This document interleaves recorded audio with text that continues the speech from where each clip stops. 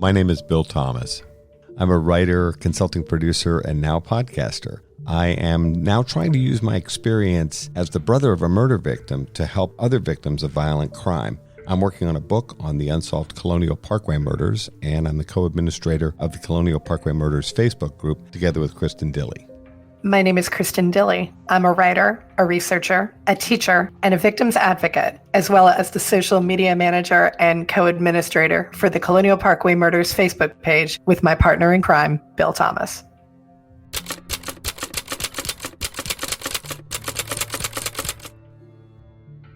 Welcome to this bonus episode of Mind Over Murder. As part of our celebration of our second anniversary and passing the 500,000 download benchmark, we're going back to some of our earlier episodes of Mind Over Murder, bringing those back as bonus episodes. Over the next few weeks, we're going to be taking a listen to a series we did on the unsolved murder of Donna Mike Margaret, who were killed in 1984. Sometimes their case has been linked to the Colonial Parkway murders, although as we've learned more, we actually think this may be a freestanding event. We hope you enjoy this bonus episode of Mind Over Murder. Welcome to Mind Over Murder. I'm Kristin Dilley. And I'm Bill Thomas. Joining us again today is Blue Hall, the co-administrator of the Justice for Donna and Mike Margaret Facebook page. Blue, can you talk to us a little bit about some of the challenges that have come with co-administrating a Facebook group about a case such as... Absolutely. Bill had asked me what forms of resistance that we encountered from either individuals or as a group as a whole. I mentioned threats to myself and my co-administrators, either physical violence or the threat of a lawsuit of some sort. Particular individuals come into mind that whenever their name gets even a whisper on our Facebook group, he threatens a lawsuit privately to me unless we take down his name or post something positive on his behalf. So threats is one form of resistance.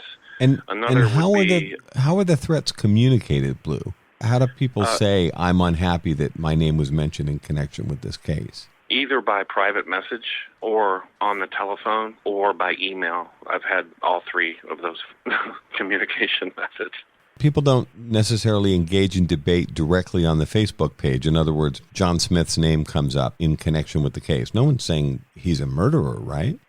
That's absolutely right. We're just after information, trying to connect the dots here, or providing the police whatever information they need. It's strange, though, the resistance we get are from the people that were relatively close to the victims, Donna in particular, or people that lived in Kings Crossing's apartments where the bodies were found. It's a bit strange, but another form of resistance was avoidance. We would be communicating with people off the Facebook group page privately. And when we got information about what Donna had done prior to Mike getting off work that night, who she was with, I reached out to some of those people and everything was fine, small talk back and forth. But when I brought up this case, they had no idea, supposedly. But when I offered to refresh their memory of that night, I was immediately blocked by telephone, email, and on Facebook. They were just refused to talk to me. And these are, for example, there were three girls that Donna was with earlier in the evening. They completely blocked me. I really don't know. Oh, okay. Maybe they just don't want to bring attention to themselves. Maybe they don't want to. I don't know. I can't speculate why they would want to avoid it. Well, I have two thoughts. One is, do you have a fairly decent idea of the timeline of the events of that evening? You referenced before Mike got off of work, Mike and Donna are going to meet up and supposedly they're going to go on a camping trip, which obviously never happens. But you seem to have a pretty decent handle based on a number of contacts with people who were participants, friends, and together or interacting at that time. And this is just a reminder for everybody. This is a pre-internet, pre-cell phone environment. I always have to remind people when I talk to people about the Colonial Parkway murders, which is in 86, and here's Donna and Mike's case in 84. Cell phones didn't exist back then. You've been able to build a pretty decent timeline of Donna's and to a certain extent Mike's activities in the evening we believe that they were killed. I have, yeah. There's a thread on there put a nice big picture of a timeline as best I could create of what they did both individually and as a group, a couple before they went missing. I think it's pretty accurate. I don't think I put specific times on there, but I think that the events themselves are relevant. And a lot of those events that I have on that timeline were not reported on by the media previously or given to the public. It's just information we put together from the information we got from our group members. Now back to Kristin's question. Mm-hmm. What's your read on why this is a 36-year-old murder case. Even at the time you started the Facebook group 5 years ago, it was a 31-year-old murder case, right around this time of year, August. Why are people so hinky about what they might have done on a particular Friday night 31 to 36 years ago? I think some of the people just don't want to draw attention to their current life. They don't want to risk public outcast. That's as best I can speculate, really. I noticed in some of the reporting that was done, some of the more recent reports stressed that the investigators would like to hear from anyone who knew where Mike and Donna were that night. They made a point of saying, we don't really care about minor drug offenses or anything else that may have happened that night. What we really care about is getting to the truth of who killed Donna and Mike. I thought that was an interesting and savvy bit of reporting there, because I think it is important. I think, to your point, I'm sure that there are plenty of people who would not want it to get out that maybe they were involved with drug use, but it really is about time. It's 35, 36 years later. Let's get the information out there. Yeah. If you were, I think it's interesting. I liked that was something that the police actually made a point of saying, we don't care what you were doing. We just want to hear from you. A lot of people did come forward. Whenever we would get information, we would ask people, first thing, we would tell them to call the police, and they would say, oh, we already have. Mm-hmm. Here's what I told them. And we would, of course, send that to the police anyway and make sure they told them everything. A lot of people want this case solved. Close friends of Donna and Mike, their families, for sure. But there's other people that are just not cooperative. There was one guy, I'm going to call him the Golden Boy, going back to the nicknames. This guy, he's the only guy to lawyer up in this whole thing. The police had brought him in for an interview, but it wasn't until after he went to the Commonwealth attorney to try to get us shut down as a Facebook group. He also went to Facebook to try to get us shut down, and it wasn't until then he agreed to come in for an interview, and he came with his attorney. And I think the police feel that he's still holding back. This guy lived in Kings Crossing, and I had resources available to me at one point where I could look into people's criminal history, and this guy came up clean. And something in my gut told me this guy is not clean. And I couldn't figure out why for the life of me. I had no criminal record that I could find. But it turns out he was involved in drug dealing, and he got caught. I learned from a very good friend of his and this guy was a former law enforcement officer. He was caught and became an informant. Wow. Oh. So he's built a nice life for himself. I can't say too much more about it, but I think he knows. I think he may be involved. I don't see him as that type of somebody that could actually carry out a crime like that. Right. But he associated himself with people that could and that have had a violent past. So, yeah, I think he may have information. And you said you thought that he basically knows more than he's been saying. Yeah, absolutely. You believe he has knowledge that would be helpful to the investigators, yet this is a guy that shows up at a meeting with law enforcement with his lawyer in tow. Oh, yeah. And he's one of the people that have threatened a slander suit or some kind of legal action, always threatening to put his attorney on it. Go ahead. We've done nothing wrong. Everything that we've said publicly about this guy is publicly available in newspaper articles. He's one of the guys that texted me privately. In fact, when I revealed something about his personal life that really embarrassed him after he refused to cooperate, mm-hmm. And you know what the text message I got from this guy was? And keep in mind, we're looking into the murder of two people. Yeah. And this guy texts me, "Well played." Oh, please. Oh, God. Who says that? Yeah. Right? Like this is a game or a debate. A chess match. Right. Yeah, exactly. Right. Wow. Yeah. There's a documented history of this guy lying on the witness stand to protect another guy who's a serial rapist, our local friendly serial rapist, or serial sex offender, I should say, Mr. Neil Foreman. This is Cornelius Neil Floorman, who is one of the heirs to the Reynolds aluminum fortune. Those of us that use Reynolds products, this is an heir, Virginia-based heir to that fortune, correct? That is correct. He is part of the Reynolds family, which, so the Reynolds family has come out and say it. They've done a tremendous amount philanthropically for Virginia, or Central Virginia, all over the country, actually. The Reynolds Foundation has been incredible. Unfortunately, this guy has put a stain on that family name forever. It is public knowledge that Cornelius Neil Floorman is a serial sex offender. He has been arrested and charged in, I think it's fair to say, numerous sexual assaults, some of them quite brutal, against women in 3 states that I'm aware of: Virginia, Kentucky, and Florida. Also Texas. Oh, and Texas. He was staying at a Holiday Inn in a little town called Duncanville. It's maybe 100 miles or so southwest of Dallas, Texas.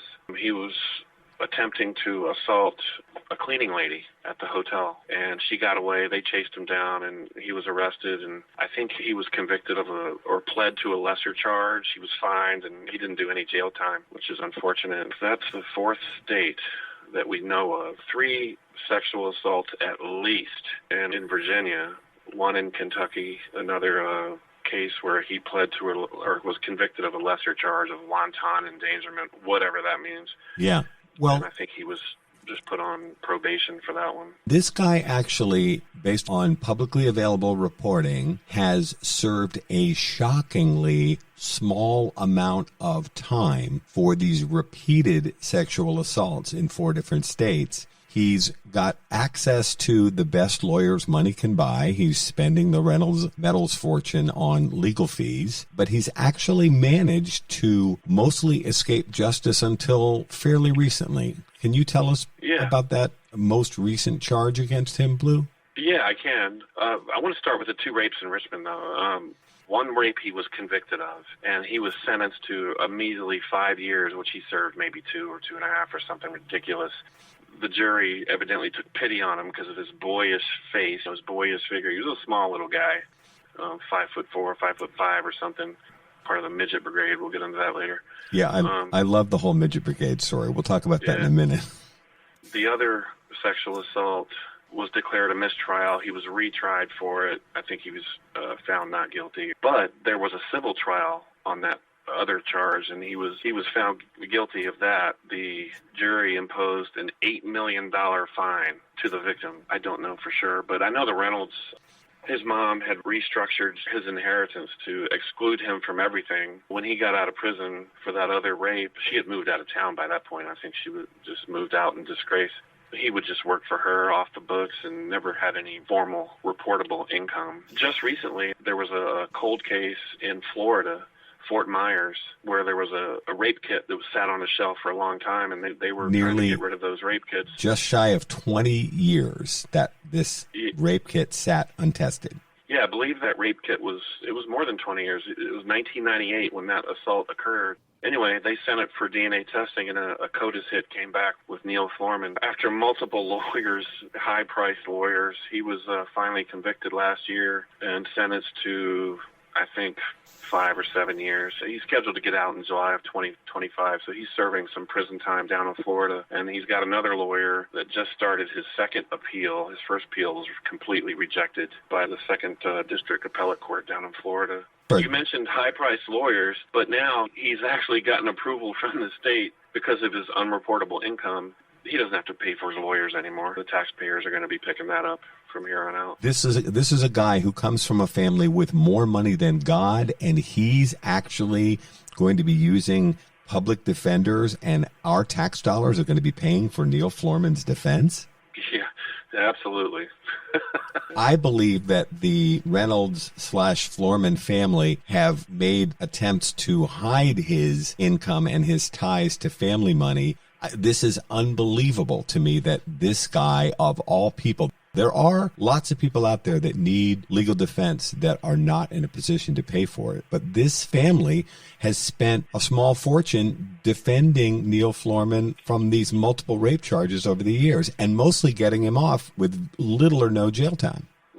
There's one other thing that I want to emphasize. We've talked a lot about untested rape kits here on Mind Over Murder and in association with the Colonial Parkway Murders, because we feel that this is very important. This case alone highlights a significant problem in untested rape kits. If that 1998 rape and brutal assault, by the way, this woman was terribly beaten as well as being raped by Neil Florman, and he's now been convicted for this. If that kit had been tested 20 years ago, Neil Florman would not have been out traveling the country, sexually assaulting other women in a serial fashion, in my opinion.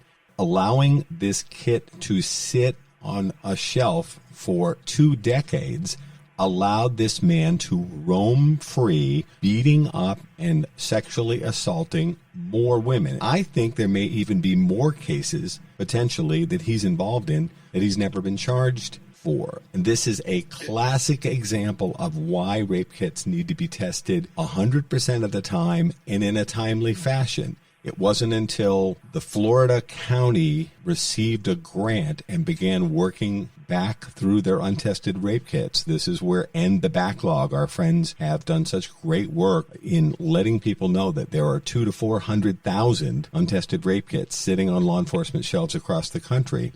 Once the county received money, they, in good faith, began working their way back through their backlog, and boom, here we have Neil Florman's DNA sitting there, ready to help convict him, but it took 20 years for them to get around to testing the rape kit that he was directly responsible for. I'm so thrilled this woman came forward. She knew there was some risk involved. Yeah, she had a tremendous amount of courage to go forth with this prosecution, because the risk of prosecuting an old case like that involving old DNA, it was a good chance he would get off. So, yeah, she had a tremendous amount of courage, and I couldn't be more proud of her. Dial us back. Tell us about the Midget Brigade and the history of Florman and some of the people that he ran with. And this is another one of those Blue Hall nicknames that I love. Yeah, no disrespect to little people. I have little people friends. They think it's funny, too, but... And remember, the nickname comes from 30-plus years ago, too. Yeah. There was a breaking and entering group. To call it a breaking and entering ring is probably too generous, because that would imply they had some sort of organization. They really didn't. They just, this group, mostly made up of just shorter guys.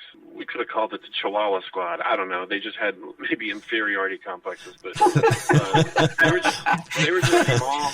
Not that the Chihuahua Squad isn't exactly PC either. Whatever. They were just smaller guys. Maybe it was just easier for them to break into homes. So there was at least 3 or 4 of those guys that were just smaller, 5'5" and shorter. We have all those names.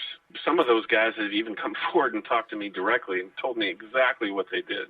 Right. You know, one guy, I've called him Freckles on the page. They never went by the name Freckles, but I can't come out and say, hey, I know you were involved in this. But the police have interviewed him since, and he admitted to being part of that. But you know what he said he did when they broke into homes? He just raided the refrigerators of these homes and ate, while all of his friends pilfered the place and sold the stuff for money or did whatever they did. It's just crazy. This goes back now to high school into college time frame? Oh, yeah. Golden Boy is part of that squad also. Oh, gosh. There was another guy, Gordon Schenkelberger, he's in prison now. He's not scheduled to get out until 2034 of just tons of break-in. He's multiple offender, history of violence, drug dealing. You're listening to Mind Over Murder. We'll be right back after this word from our sponsors.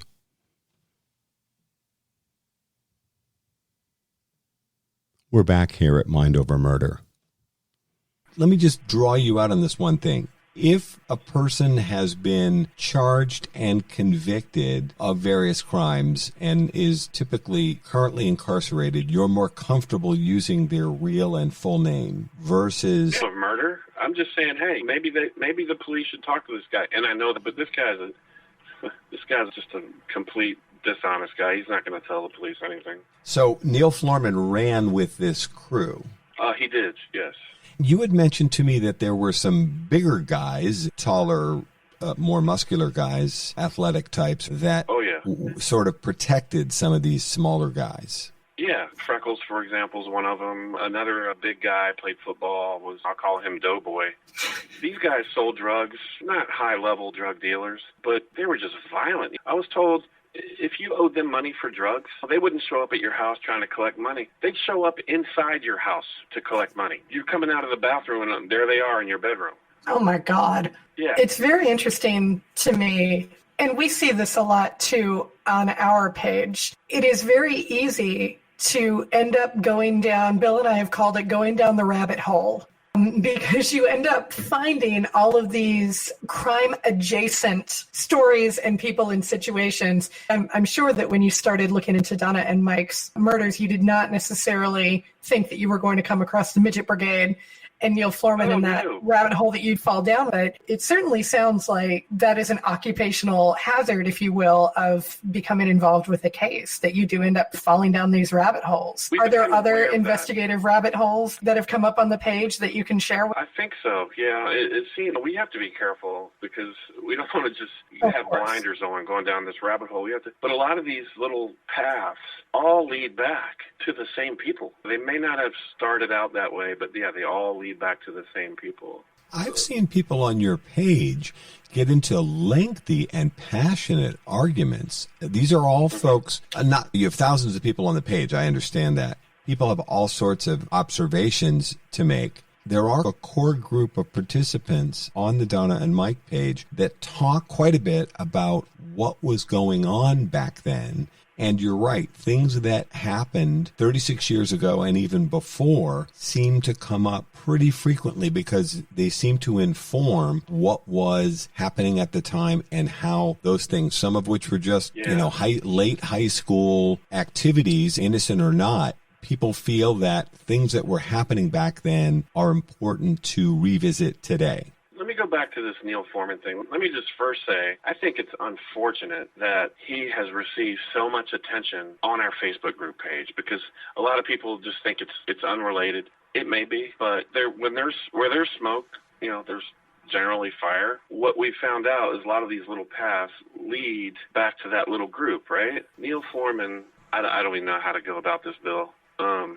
Fire away. Another form of resistance on the Facebook group page when we headed down certain paths was distraction. We have these topic cards set up so people can discuss certain things, look into things, try to get information from people, have people come forward, right? Certain topics about certain people, probably Neil Florman's the best example, and there are others. Friends of his from back then would try to defend, unsuccessfully, mind you, his alibis, for example, saying he was in Kentucky for his dad's funeral when this all happened. We proved that to be untrue. Neil Florman's brother came forward and talked to me and said, yeah, it was not true. So they're lying about his whereabouts, for example. Lying about his whereabouts. Then there's this one girl say, oh, I think I was with him that night. I think I picked him up. I was like, yeah, we know that to be untrue. So he's got friends lying for him. Yeah, so when they failed to defend him with facts, then they try to distract the topic of conversation. On Facebook, your most recent posts are going to jump to the top of the page, right? Right. So whenever conversation had shifted, and believe me, people were wanting to talk about Neil Florman, these other people, we started calling them card blockers, topic card blockers. So these card blockers would just try to pound other topics so the threads that we're trying to focus on just get pushed down the page and nobody sees them. So we were very aware of what was going on. I think the police were too, so... Oh, something you mentioned that I wanted to touch on briefly. You mentioned that at one point someone had gone to the Virginia Commonwealth Attorney in an attempt to shut down your Facebook page. Is that correct? Mm-hmm. And they were unsuccessful. I don't even see how a Commonwealth Attorney who's like a DA, I don't see how they would have any jurisdiction over a Facebook page. I don't know either. I'm not a lawyer. Nor am I, although you did say I was a lawyer the other day. I didn't take it as an insult. The other question is, they actually approached Facebook and tried to get your page shut down. Is that correct? That is correct. Facebook is not exactly known for standing behind their user groups. As a matter of fact, they have a terrible reputation, especially these days, for not helping user groups. And at the same time, they do this sort of oddball policing of people's sometimes political commentary and other things that have nothing to do with Donna and Mike's case. Experienced some communications with Facebook. A user would report one of our posts, and that's why we were so careful. We used publicly available documents, whether it be newspaper articles or court documents of some sort. I think we had in the past. We'd get a message from Facebook that your post has been taken down or whatever, and then we would contest it and provide the backing material, which was there in the first place. I just don't think Facebook had looked hard enough for it. It seemed like their standard reaction would be to deny the post, or they would eventually put it back up.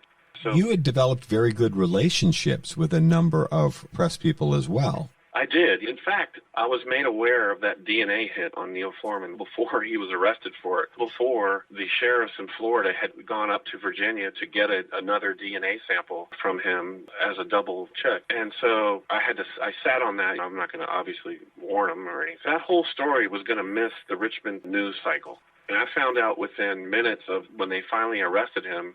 And so I reached out to Frank Green from the Richmond Times-Dispatch, who I think my friend had introduced me to. And so Frank and I, developed a relationship. Frank got the story out. It was picked up. It went global. The Reynolds Medals heir, cold case rape from 20-some years ago, arrested. So that was great. That helped our Facebook group as well. It gets people talking.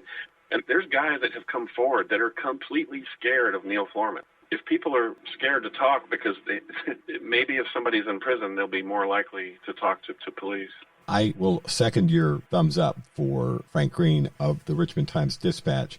We've asked Frank if he might be interested in participating in this podcast, and he has said he would like to. He's clearing his participation with his editors. He is very interested, and if his editors give us permission, we'd love to interview him. But Frank is one of the people who has done a tremendous amount of reporting on Neil Florman, and then when there's news, has also covered Donna and Mike's case, although he was a reporter all the way back when Donna and Mike met their untimely demise. Yeah, I don't think he was a crime reporter. I don't know when he started with the Times-Dispatch, but Frank is a great guy. He's done a lot of good work with the Innocence Project. But DNA works both ways. It can put people, in jail, and it could also get people out of jail that don't belong there. I think people need to be aware of that. We probably need to talk more about that. The Innocence Project and other people are doing outstanding work in getting people out of jail with DNA evidence, much in the same way we're all looking to convict the correct people with DNA evidence. Frank, actually, his reporting on how advanced forensics has developed, especially in the last 5 or 10 years, has been so spot on. I've learned a tremendous amount from the stories that he's written, and I know you post links to his stories. So we've been talking about some of the issues that have arisen and some of the resistance that has happened with your Facebook page. Of course, we know this too as co-admins for our page.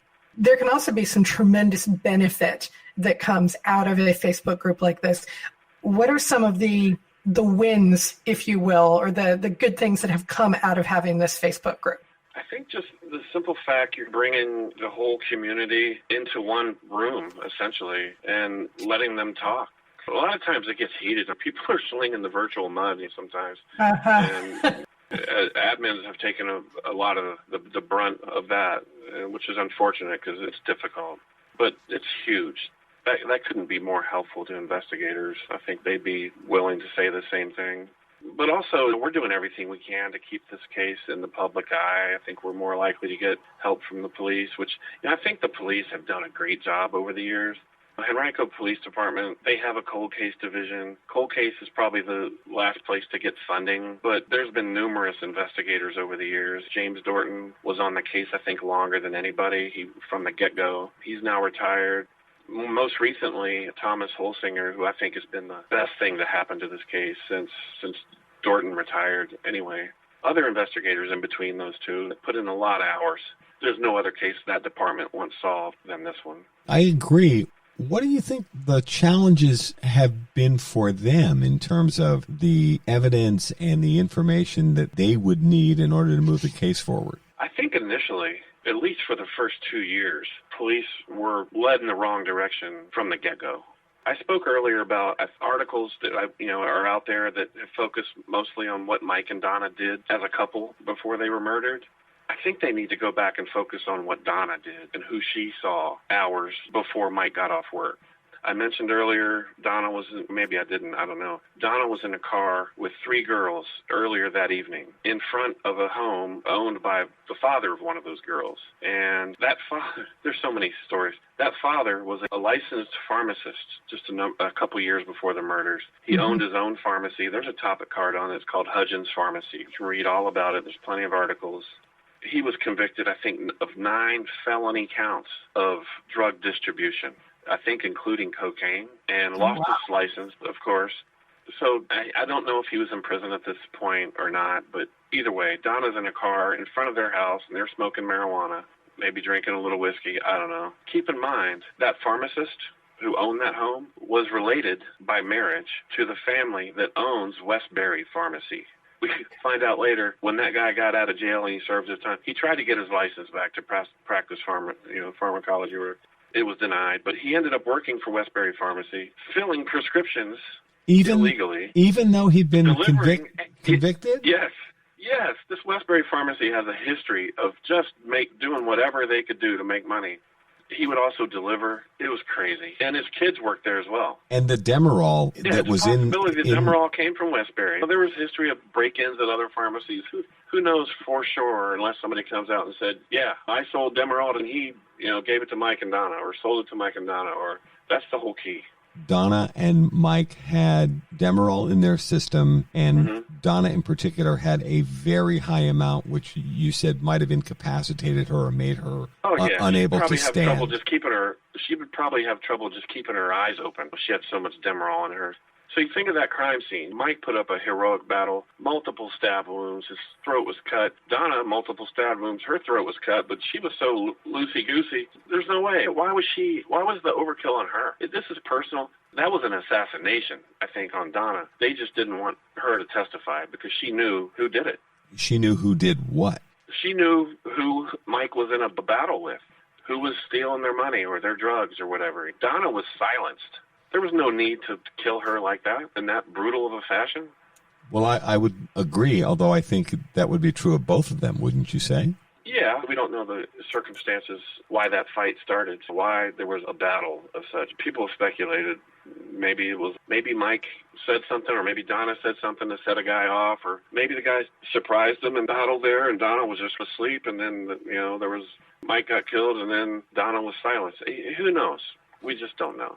I don't think we can lose sight of the fact that $2,000 to $5,000 was supposed to be carried by Donna and or Mike that evening. So robbery or drug deal gone bad could definitely be part of the motive here, couldn't it? Yeah, I think this whole case revolves around that money or the drugs that money bought.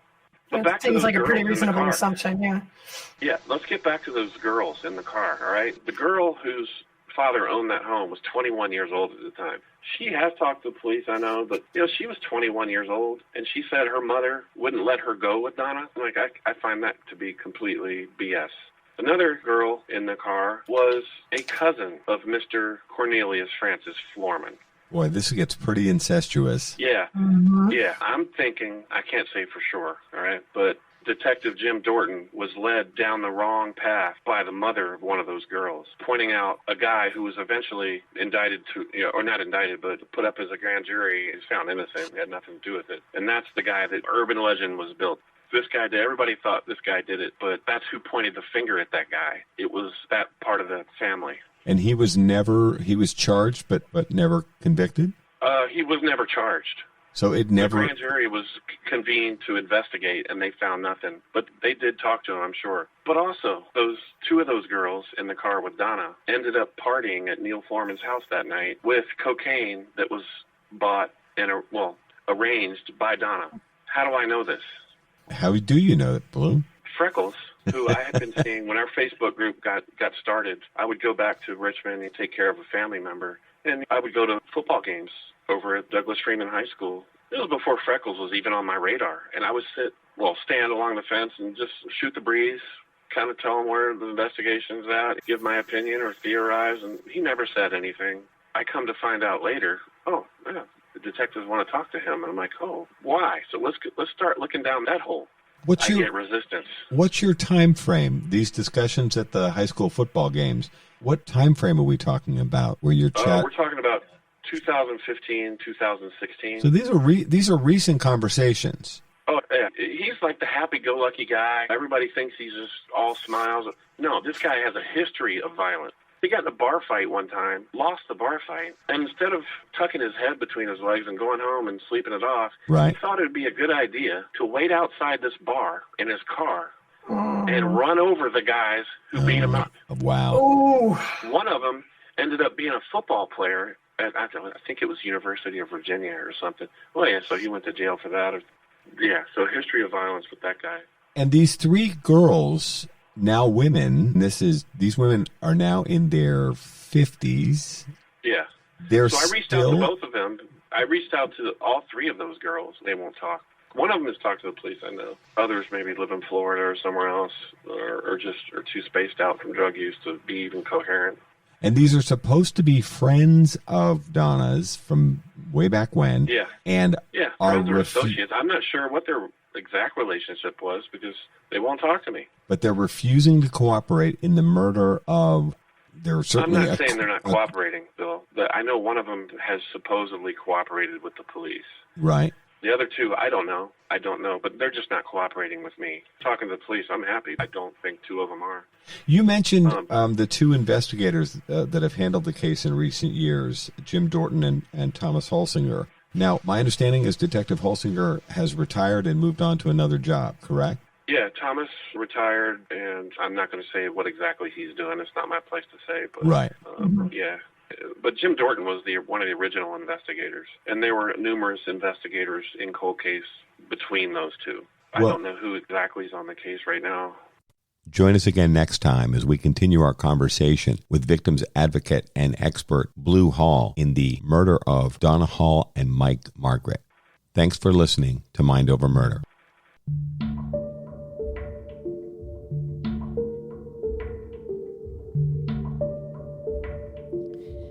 Mind Over Murder is a production of Absolute Zero and Another Dog Productions. Our executive producers are Bill Thomas and Kristin Dilley. Our logo art is by Pamela Arnois. Our theme music is by Kevin MacLeod. Mind Over Murder is distributed in partnership with Crawl Space Media. You can follow us on Facebook, Twitter, or Instagram. You can also follow our page on the Colonial Parkway Murders on Facebook. And finally, you can follow Bill Thomas on Twitter at BillThomas56. Thank you for listening to Mind Over Murder.